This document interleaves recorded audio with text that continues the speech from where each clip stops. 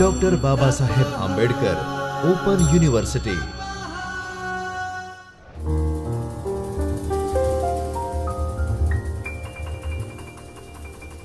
નમસ્કાર વિદ્યાર્થી મિત્રો, ડૉક્ટર બાબા સાહેબ આંબેડકર ઓપન યુનિવર્સિટીના ચૈતન્ય સ્ટુડિયોમાં હું ડૉક્ટર ખુશ્બુ જાદવ, આસિસ્ટન્ટ પ્રોફેસર મેનેજમેન્ટ, આપ સૌ વિદ્યાર્થી મિત્રોનું હાર્દિક સ્વાગત કરું છું.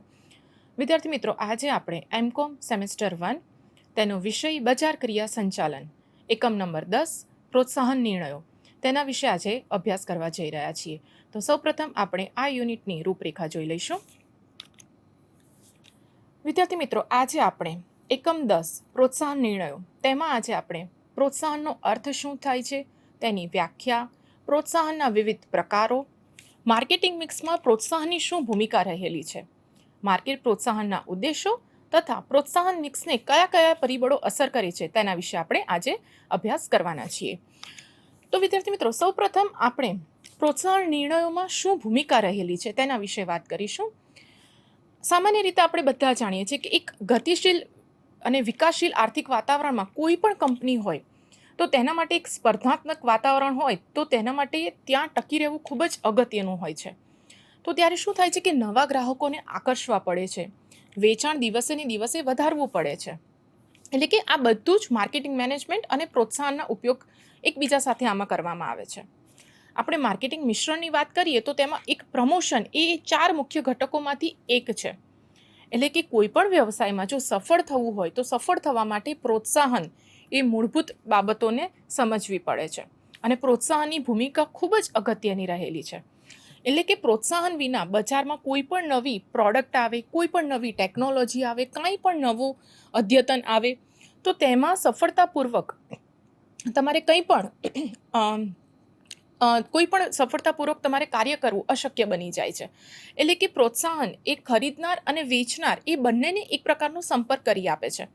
એટલે કે જેમાં આપણે વિક્રેતાની વાત કરીએ તો વિક્રેતા પ્રોત્સાહન દ્વારા શું કરે કે જે ખરીદનાર છે તેમને માલ અને સેવાઓ ખરીદવા માટે તેમને મનાવવાનો પ્રયાસ કરે છે. એટલે કે તે તેમને કઈ રીતે તે વસ્તુ વધારે ને વધારે ખરીદી શકે તેવો પ્રયત્ન કરે છે અને સાથે એ લોકોને ઉત્પાદન, સેવા અને કંપની વિશે જાગૃત કરવામાં પણ મદદ કરે છે કે ઉત્પાદન કેવી રીતે વધારી શકાય, ઉત્પાદન ગ્રાહક સુધી કેવી રીતે પહોંચાડી શકાય, સેવા કેવી રીતે વિસ્તૃત કરી શકાય છે વગેરે. એટલે કે કંપનીની જાહેર છબી સુધારવામાં પણ તે મદદ કરે છે. એટલે કે માર્કેટિંગની આ પદ્ધતિ ખરીદદારોના મનમાં રસ પેદા કરે છે અને વફાદાર ગ્રાહકો પણ તે પેદા કરે છે. આપણે સામાન્ય અર્થમાં પ્રોત્સાહનનો અર્થ સમજવો હોય તો પ્રોત્સાહન એટલે એક માર્કેટિંગ ટૂલ છે જેનો ઉપયોગ શાના માટે કરવામાં આવે છે? વિક્રેતાઓ અને ખરીદદારો વચ્ચે વાતચીત કરવાની એક વ્યૂહરચના તરીકે થાય છે. તો પ્રોત્સાહન ક્યાં જરૂરી છે, શાના માટે તેની ભૂમિકા શું છે? તો પ્રોત્સાહન દ્વારા વિક્રેતા ખરીદદારોને તેમના ઉત્પાદનો અથવા તો સેવાઓ ખરીદવા માટે પ્રોત્સાહિત કરવાનો અને સમજાવવાનો પ્રયાસ કરે છે. આજે ઉત્પાદન અને સેવા બંને એકબીજા સાથે સંકળાયેલ છે.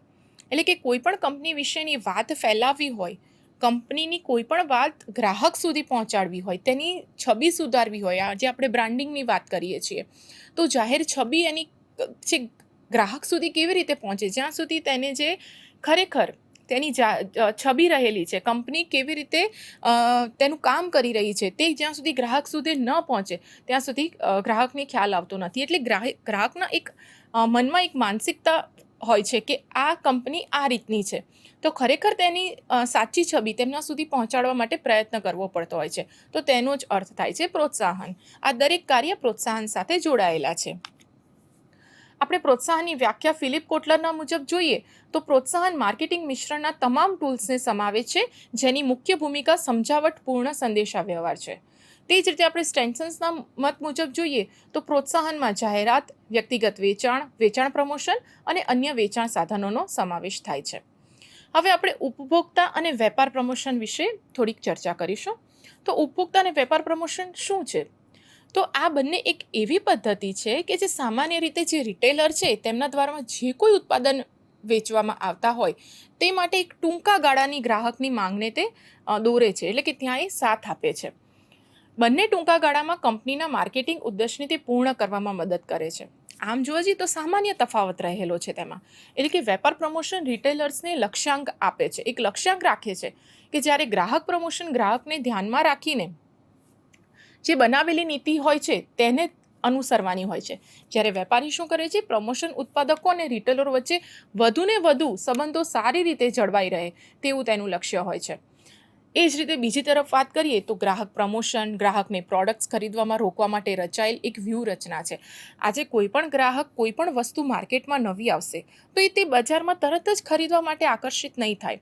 તેની જરૂરિયાત શું છે, તેની કિંમત શું છે, તેમાં કયા ખાસ ફીચર્સ રહેલા છે, તેના સુધી તે કેવી રીતે પહોંચી શકે છે, આ બધી જ વસ્તુ એ ગ્રાહક તપાસતો હોય છે. હવે આપણે પ્રોત્સાહનના વિવિધ પ્રકારોની વાત કરીએ તો પ્રોત્સાહનના વિવિધ પ્રકારોમાં સૌપ્રથમ છે જાહેરાત. વિદ્યાર્થી મિત્રો, આપણે સૌ જાહેરાતને ખૂબ જ સારા શબ્દોમાં સમજી શકીએ છીએ કે જાહેરાતનો અર્થ શું થાય.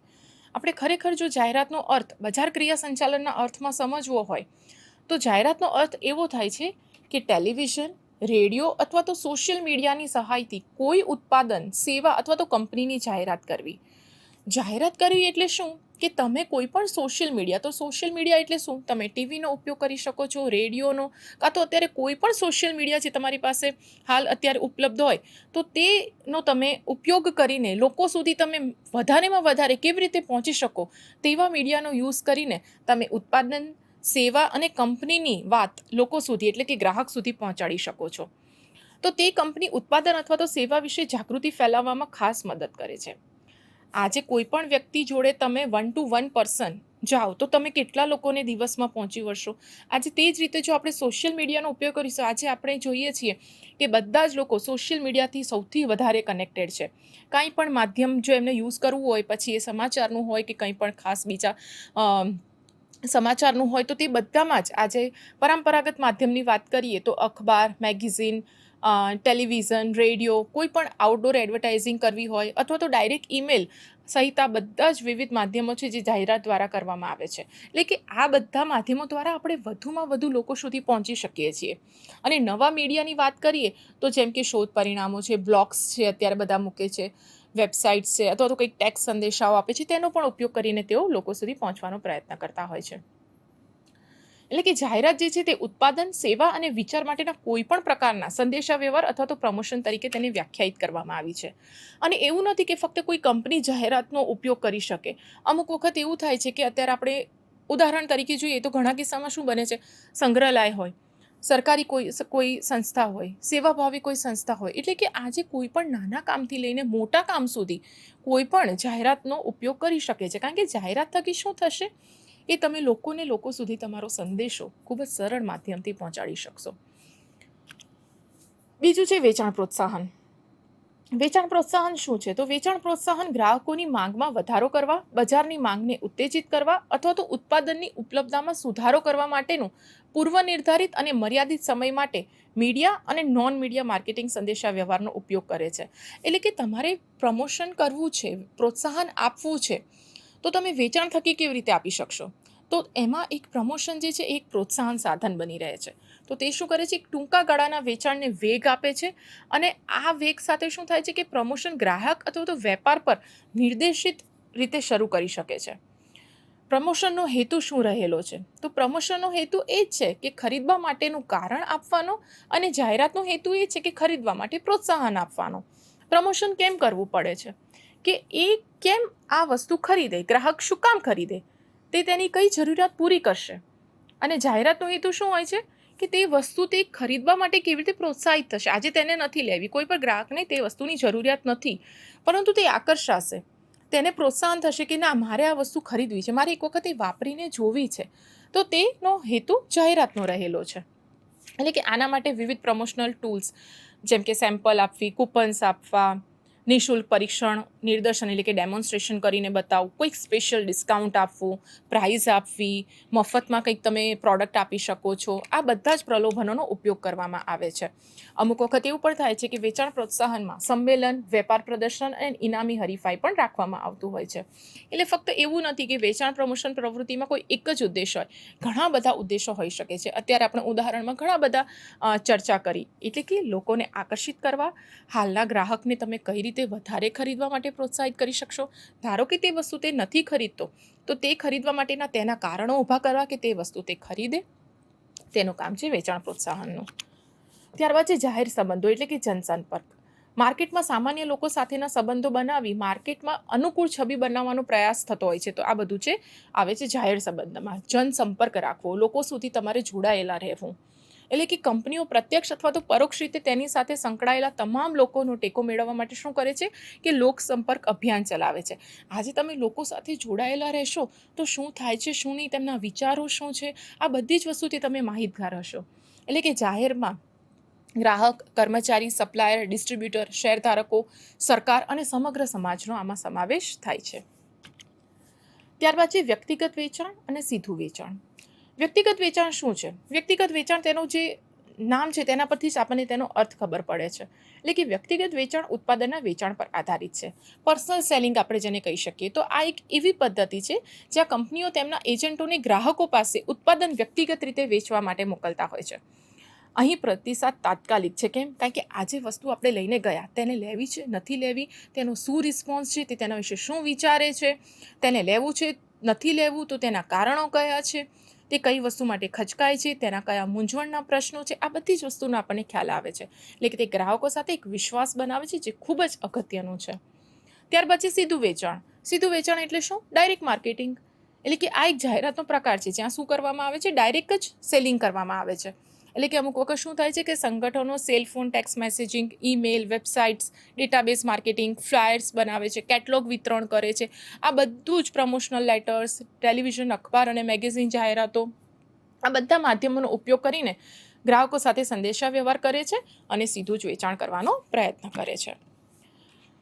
તો આજે આપણે જાણીએ કે હવે આ બધા જ આપણે પ્રકાર તો જોયા, તો તેમાં શું બીજી ભૂમિકા અને બીજું શું અગત્યનું આપણે ધ્યાનમાં રાખવાનું છે? તો કોઈ પણ મધ્યસ્થીનો ઉપયોગ કર્યા વિના જ્યારે ડાયરેક્ટ ચેનલ દ્વારા સ્થાપિત સંચારને ડાયરેક્ટ માર્કેટિંગ તરીકે આપણે ઓળખીએ છીએ. તો આ ડાયરેક્ટ માર્કેટિંગનો ઉપયોગ સંદેશા માટે, સેવા માટે પહોંચાડવા માટે થઈ શકે. તાજેતરમાં આપણે જોઈએ તો જબરજસ્ત વૃદ્ધિ જોવા મળી રહી છે અને આ વૃદ્ધિની વાર્તામાં સૌથી વધારે આપણે જોઈએ તો મુખ્ય ભાગ જે ભજ્યો છે તે છે ઇન્ટરનેટ. એટલે કે ડાયરેક્ટ માર્કેટિંગ સમયનો બચાવ કરે છે, અનુભવ આપણને વ્યક્તિગત મળે છે, સુખદ બનાવે છે. ડાયરેક્ટ માર્કેટિંગ શું કરે છે કે કંપનીઓ માટેનો આપણો ખર્ચ ઘટાડી દે છે, સામસામે વેચાણ શક્ય બને છે અને આ બધા જ તેના આપણા લાભ છે. નવા યુનિટ સાથે ફરી મળીશું. નમસ્કાર. स्वाध्यायः